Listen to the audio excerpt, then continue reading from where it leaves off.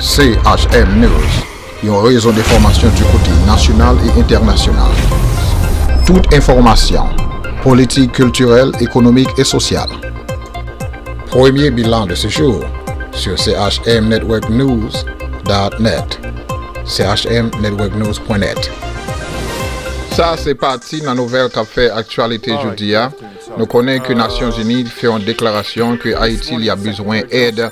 Dans le moment ça, là, nous par contre qui ça a gagné, si c'est un déploiement de monsieur militaire ou bien une autre intervention qui a fait dans le pays. Mais en même temps, nous connaissons que nous avons fait un peu l'attention que l'intention pays voisin gagnait pour une intervention militaire sur le territoire national d'Haïti. L'autre point qui gagne aujourd'hui encore, c'est que pays la Russie avec pays la Chine, les Nations Unies fait une déclaration en faveur du pays Haïti. Même chaque là a un point et quelques points qui ont différentes positions, mais tout là a fait partie des points qui t'a allé dans avantage Haïti.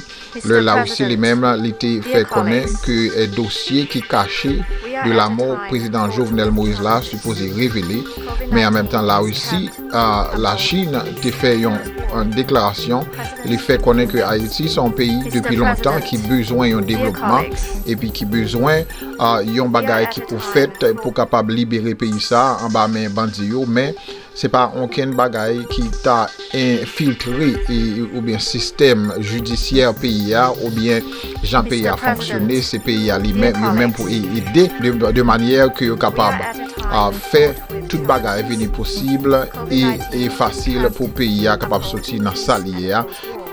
Ministère Affaires étrangères haïtienne a fait connaître devant les Nations Unies que tout ça qui a passé en Haïti là, gouvernement Ariel Henry est en contrôle.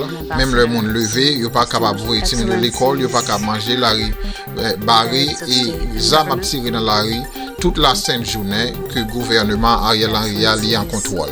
Et nous avons venu un petit moment comme ça pour être capable de suivre le discours et ministère Affaires étrangères haïtiennes devant les Nations Unies. Si vous voulez abonner, c'est qu'on y a pour faire ça. Si vous voulez ça gagner, c'est là pour connecter. chmnetworknews.net. I now give the floor to His Excellency, Tsar Victor Zenio, Minister for Foreign Affairs and Worship of Haiti.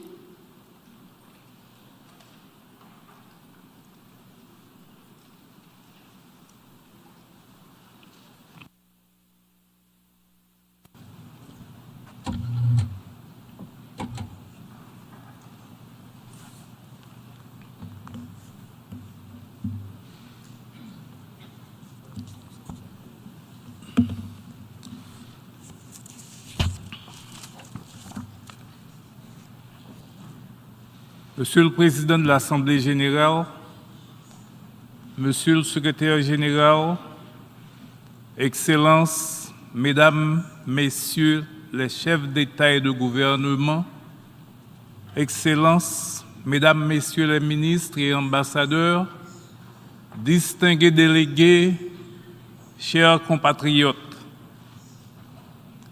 permettez-moi de commencer par vous transmettre les chaleureuses salutations du Premier ministre de la République d'Haïti, son Excellence Dr Ariel Henry, qui a dû annuler à la dernière minute sa participation au débat général en raison de la situation sociopolitique dans le pays. J'ai donc l'honneur de lire l'intervention qu'il devait présenter à cette tribune. Je voudrais adresser mes félicitations à son Excellence, M. Xaba Korissi, président de la 77e session ordinaire de l'Assemblée générale. Je souhaite que, sous sa conduite éclairée, les travaux de cette Assemblée connaîtront le plein succès.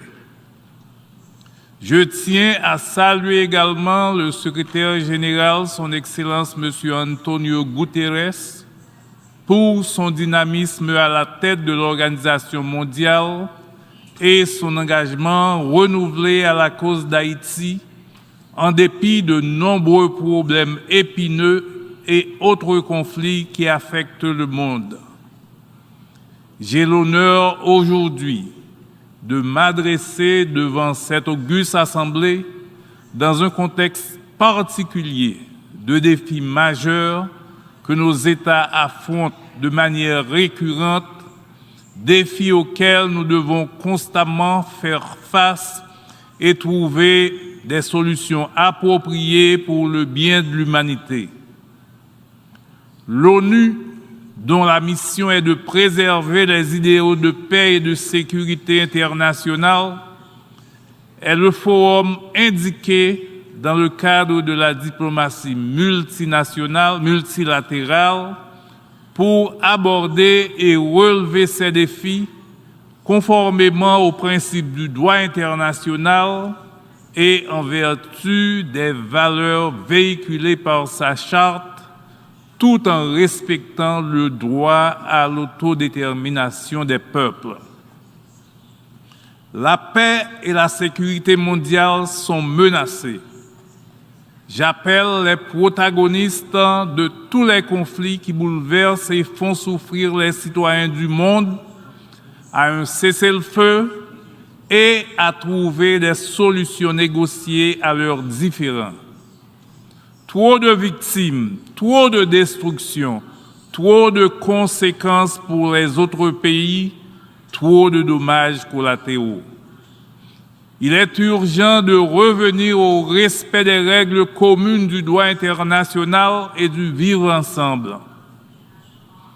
La montée vertigineuse des prix des denrées de base sur le marché international fragilise l'économie de beaucoup de pays, surtout les pays en développement, et enfonce dans la précarité et l'insécurité alimentaire des centaines de millions d'êtres humains à travers le monde.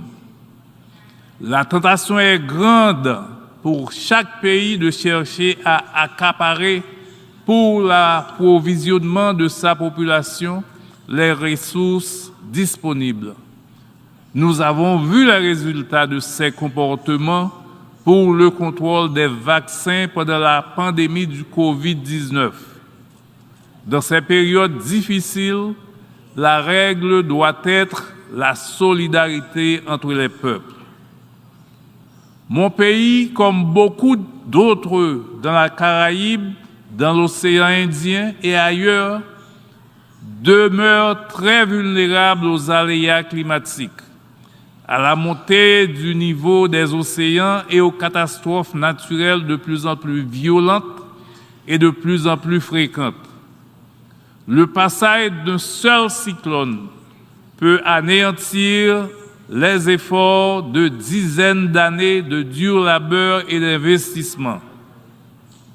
Mon pays a fait, hélas, la douloureuse expérience de tremblements de terre et des cyclones dévastateurs. C'est une préoccupation pour les pays de la sous-région. Et au niveau de la CARICOM, nous avons une réflexion sur le sujet. Il est impératif, que dis-je, urgent que la communauté internationale fasse preuve d'imagination, d'abnégation, d'altruisme pour engager notre planète et nos pays respectifs dans un nouveau type de relations internationales. Nous sommes tous interdépendants et les problèmes des uns peuvent rapidement entraîner des conséquences immédiates pour les autres. Par exemple, des conflits entre deux pays ou une trop grande misère dans d'autres provoquent des mouvements migratoires importants qui peuvent déstabiliser plusieurs pays limitrophes ou même plus éloignés. À ce sujet, le thème de la 77e Assemblée générale des Nations unies, un tournant décisif, des solutions transformatrices face à des défis intriqués, prend tout son sens dans le cas de mon pays. Et c'est pour moi une occasion de vous entretenir du haut de la tribune des Nations Unies sur les défis auxquels Haïti est confronté dans un contexte de crise institutionnelle et de vous parler des efforts et des réponses de mon gouvernement pour les affronter et les relever. Monsieur le Président, Excellences, Mesdames, Messieurs, j'interviens à un moment où mon pays traverse une crise multidimensionnelle dont les conséquences menacent la démocratie et les fondements même de l'État de droit. C'est une crise sociopolitique sur laquelle s'est greffée une insécurité, ce qui complique davantage la situation du pays et ébranle la superstructure de l'État. Elle demeure un sujet de grande préoccupation pour mon gouvernement et pour la communauté internationale. Haïti se trouve à la croisée des chemins, à un carrefour extrêmement difficile, mais décisif pour son avenir. Mon gouvernement est en face d'une équation assez complexe qu'il s'agit de résoudre et cela nécessite le soutien effectif de nos partenaires. Il s'agit pour mon gouvernement comme priorité de restaurer sans délai la sécurité et l'ordre public, trouver à brève échéance un élargissement du consensus autour d'un accord politique avec un maximum de secteurs en vue d'aboutir à une gouvernance apaisée. Il faut créer un climat propice à la tenue des élections générales dans le meilleur délai en vue de remettre le pouvoir à des élus librement choisis par le peuple haïtien en vue de restaurer les institutions démocratiques. Il faut adresser les questions économiques et sociales en vue d'améliorer les conditions d'existence de la grande majorité de la population. Sur la question de la sécurité et la restauration de l'ordre public, je n'apprendrai rien à personne ici en vous disant que les activités des gangs armés créent un climat délétère qui empoisonne le quotidien de la population haïtienne. Il s'agit d'une situation intolérable qui a pris des proportions inquiétantes. Les affrontements entre gangs rivaux ont causé un nombre élevé de victimes de la population qui ont été obligés de fuir leur lieu de résidence pour échapper à la terreur des hors-la-loi. Monsieur le Président, Monsieur le Secrétaire général, Excellences, Mesdames, Messieurs, en ma qualité de chef du Conseil supérieur de la police nationale d'Haïti, face à la complexité de la situation, j'ai pris des mesures visant à rendre la police plus efficace et mieux préparée à combattre l'insécurité. J'ai procédé dans la mesure de nos moyens au renforcement des capacités opérationnelles de l'institution policière et à l'amélioration des conditions de travail des policiers. L'intensification des opérations policières a permis d'obtenir quelques bons résultats, ce qui a réduit les exactions des gangs armés, notamment dans la zone métropolitaine. Cependant, il reste beaucoup à faire pour combattre et en finir avec ce fléau. Ceci a été reconnu dans le dernier rapport du secrétaire général S-2022-481 sur les activités du Bureau intégré des Nations Unies, BINU, en Haïti, qui souligne que les efforts déployés par la police nationale d'Haïti ont permis l'arrestation de plusieurs individus soupçonnés d'être impliqués dans des cas d'enlèvement ou de meurtre. Le rapport reconnaît également les limites de la police nationale, ainsi que le manque de capacité d'expertise du BINU, tel que constitué actuellement, en termes de nombre d'experts et de degré de spécialisation pour faire face au niveau sans précédent de la criminalité dans le pays. Je veux réaffirmer ici ma détermination à mettre hors d'état de nuire ceux qui veulent maintenir le chaos et empêcher la normalisation de la situation.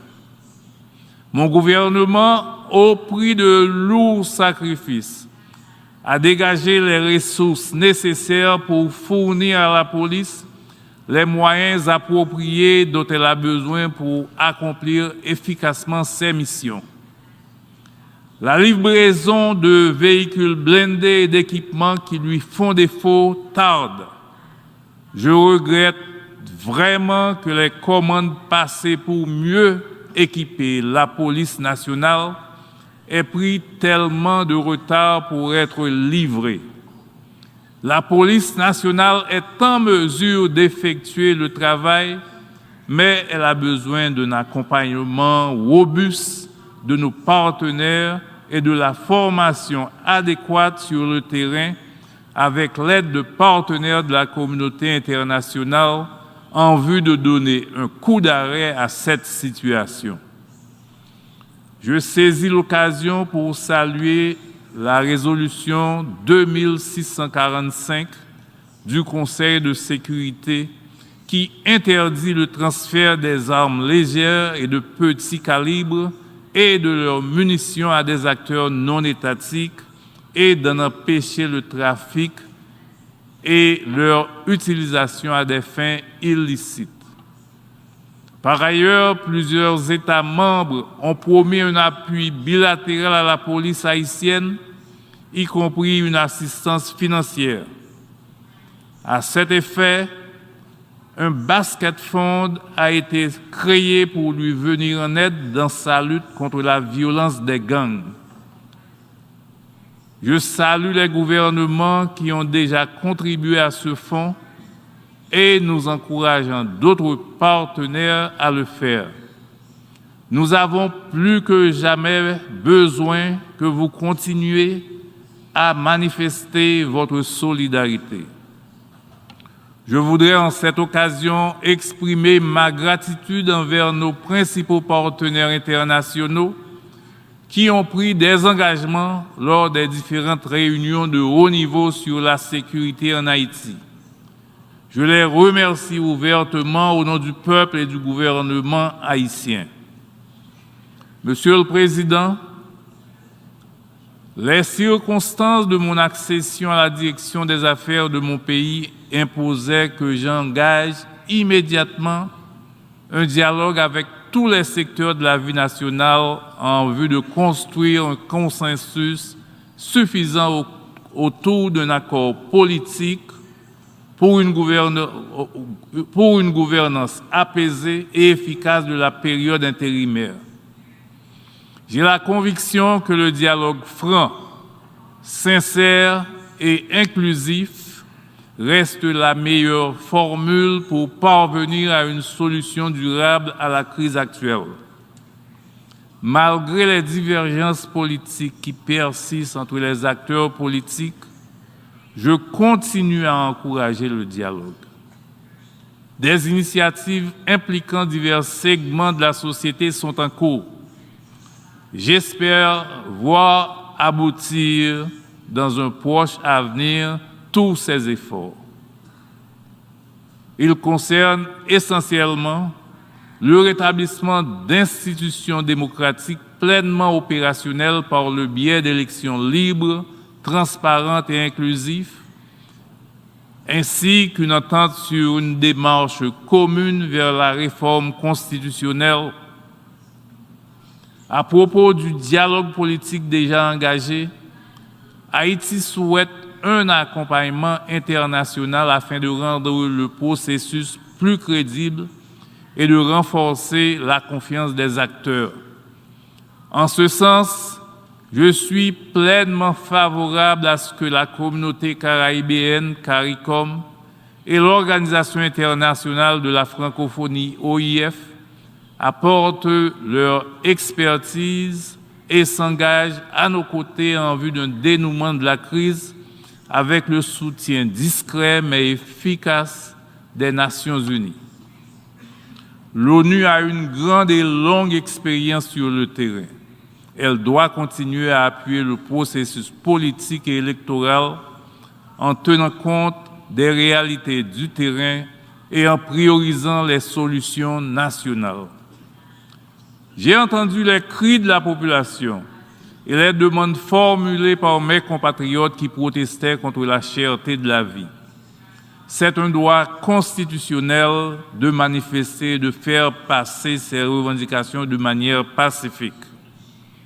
En revanche, je condamne avec vigueur les pillages, les actes de vandalisme et les attaques perpétrées contre des églises, des écoles, des universités, des hôpitaux, des responsables politiques, des acteurs économiques, des missions diplomatiques et des organisations internationales.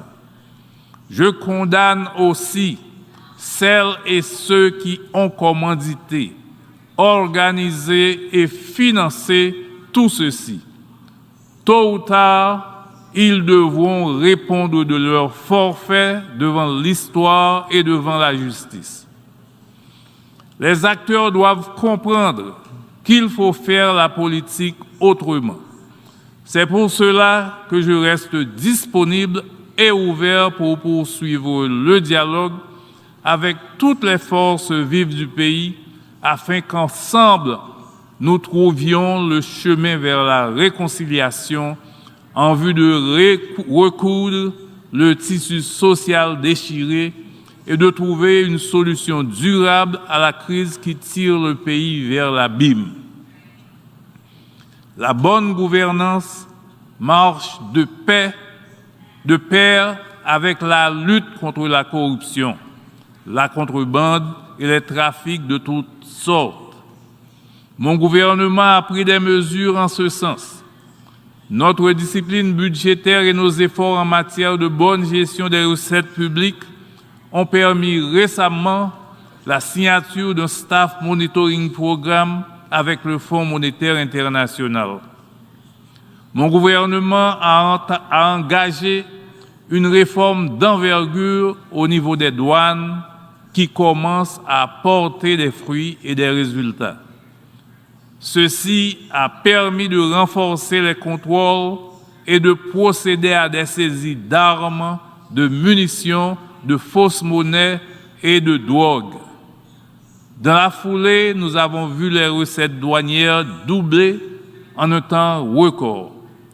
Cette stratégie n'a pas plu à tout le monde et nous avons de bonnes raisons de croire que l'agitation et les tentatives de déstabilisation sont une riposte des fraudeurs qui voient leur marge de manœuvre réduite considérablement.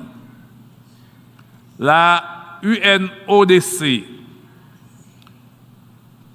cette institution des Nations Unies, cette agence des Nations Unies, a mis à notre disposition des experts qui assistent l'administration des douanes dans cette réforme.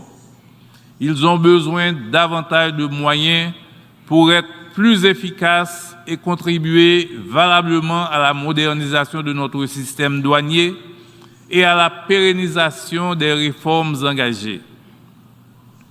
Monsieur le Président, concernant la question de la justice et des droits de l'homme, mon gouvernement a été installé dans un contexte politique délicat à la suite de l'assassinat crapuleux et tragique du président Moïse le 7 juillet 2021.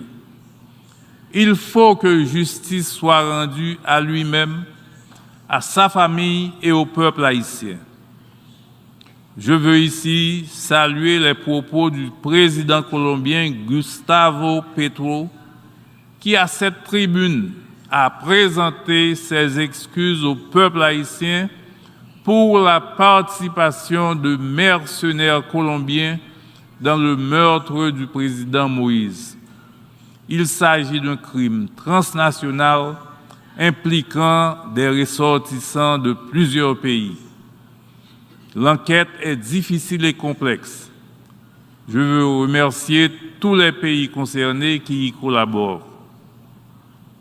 De nombreux autres crimes et massacres sont restés jusqu'ici impunis et des assassins sont encore en liberté et certains ont le culot de venir parader les armes à la main à la tête des manifestations de ces derniers jours. Je suis également conscient des cas de violation des droits de l'homme, de paisibles citoyennes et citoyens haïtiens. Ce sont les conséquences directes du climat d'insécurité qui règne dans le pays. Le respect de la dignité humaine constitue le socle des droits fondamentaux de tout individu. Je suis déterminé à respecter et à faire respecter les engagements internationaux et régionaux relatifs à la préservation des droits humains. Dans le même esprit, la lutte contre la détention préventive prolongée restant une priorité. Beaucoup de détenus sont en attente de jugement et subissent cette situation. Il s'agit d'une illustration de la faiblesse de notre système judiciaire qu'il importe de réformer. Je salue en ce sens les efforts des acteurs de la société civile et du BINU qui continuent de faire un plaidoyer à travers leur concours pour une meilleure distribution de la justice dans le pays. Monsieur le Président, Excellences, Mesdames, Messieurs, contrairement à ce que disent certains de mes adversaires, je n'ai nullement la volonté de rester au pouvoir plus de temps qu'il n'en faut. Le souci principal de mon gouvernement est le retour à l'ordre constitutionnel et la remise de la direction des affaires du pays à des élus librement choisis par le peuple haïtien dans le cadre d'élections libres, transparentes et inclusives. Je continue à encourager le dialogue afin de trouver un accord politique pour l'organisation d'élections présidentielles, législatives et locales libres aussitôt que les conditions minimales le permettent. Il est indispensable que les élections se réalisent dans un climat de sécurité et d'apaisement social. C'est une condition essentielle pour assurer un taux de participation aussi large que possible des personnes en âge de voter, seule et unique façon de garantir une légitimité certaine aux nouveaux élus et d'assurer la stabilité politique.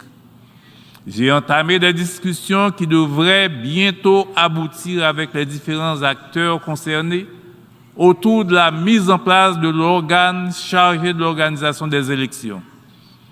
Il devrait être en mesure de proposer rapidement aux acteurs politiques un échéancier pour les consultations populaires concernant la réforme constitutionnelle et l'organisation des élections. Dans cette démarche, l'appui technique et l'expertise de nos partenaires habituels seront fortement appréciés dans le respect, bien entendu, de la liberté et de la souveraineté des Haïtiens. Monsieur le Président, Mesdames, Messieurs, Excellences, concernant les questions économiques et sociales, je le dis souvent, la misère, la précarité et l'absence de perspectives d'avenir pour notre jeunesse constituent entre autres des causes profondes des crises à répétition que connaît mon pays. Il est important même, pendant le court laps de temps que mon gouvernement est appelé à assumer des responsabilités, d'adresser les questions économiques et sociales en vue d'améliorer les conditions matérielles des matériels d'existence des Haïtiennes et des Haïtiens. La solution durable au phénomène de l'insécurité passe aussi par le développement socio-économique et à long terme. Il y a une relation directe entre le niveau de la criminalité et la situation de pauvreté extrême. Il faut également redonner une espérance à notre jeunesse par la création d'opportunités d'emploi stables et décentes de manière à lui offrir des alternatives pour planifier et construire leur futur sans être obligés de se risquer dans des voyages clandestins et illégaux. Une migration sûre et légale peut être profitable au développement économique des pays, comme indiqué dans la déclaration intitulée « Partenariat pour la migration », à laquelle 20 gouvernements de la région, Haïti y compris, avaient souscrit le 11 juin dernier à l'occasion du 9e sommet des Amériques. En plus de la crise sociopolitique et du phénomène de l'insécurité, les catastrophes naturelles constituent un handicap majeur au développement d'Haïti. Le dernier séisme du 14 août 2021 a été un nouveau coup dur pour l'économie nationale. Les mauvaises performances de l'économie durant 3 années consécutives exposent le pays à une grave crise humanitaire. 4,9 millions de personnes, soit 46% de la population, a besoin d'une aide humanitaire cette année. Avec l'appui de nos partenaires, le gouvernement a pu venir en aide à plus de 450 000 personnes dans 3 zones touchées par le séisme. Les dommages et les pertes causées par le tremblement de terre ont été évalués à plus de 11% du PIB du pays. Le gouvernement espère la concrétisation des promesses de nos partenaires lors de la conférence internationale des bailleurs sous le haut patronage de l'ONU et du gouvernement à Port-au-Prince en février dernier. L'insécurité, l'instabilité politique, les désastres naturels ont grandement contribué à la mauvaise performance de l'économie nationale, qui a connu une croissance négative durant 3 années consécutives. Cette présentation non exhaustive de la situation explique la dégradation des conditions d'existence de la majorité de la population, qui voit ses droits sociaux et économiques constamment violés. La population haïtienne, particulièrement la grande majorité qui vit dans la précarité, a droit à une vie décente. Il est vrai que l'aide humanitaire n'a jamais contribué au développement d'un pays. Il nous faut créer les conditions pour attirer des investissements. C'est la responsabilité de mon gouvernement d'œuvrer à améliorer cette situation. Nous en sommes bien conscients et nous y travaillons. Monsieur le Président, Excellences, Mesdames, Messieurs, Haïti est à la croisée des chemins, à un tournant décisif de son histoire. Nous œuvrons à des solutions transformatrices pour faire face aux défis auxquels nous sommes confrontés. Du haut de cette tribune, je veux associer ma voix à celle du président Biden, qui a une bonne compréhension de la crise haïtienne pour lancer un appel solennel à la communauté internationale et lui demander de se tenir aux côtés d'Haïti et des Haïtiens. Je dis merci à tous les chefs d'État et de gouvernement de la grande famille des nations qui ont exprimé leurs préoccupations à propos de la situation qui prévaut dans mon pays et qui ont offert leur soutien à Haïti. Il reste beaucoup à faire pour sortir de la crise et avancer vers le progrès social et économique auquel aspire le peuple haïtien. Je vous remercie de votre aimable attention.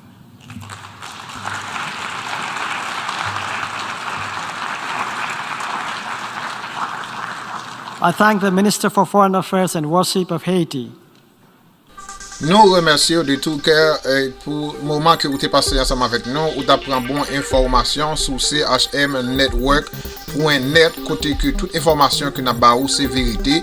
Et ça fait ou pas capable de prendre information sans ou pas connaître qui l'heure ça t'est passé, qui côté ça t'est passé.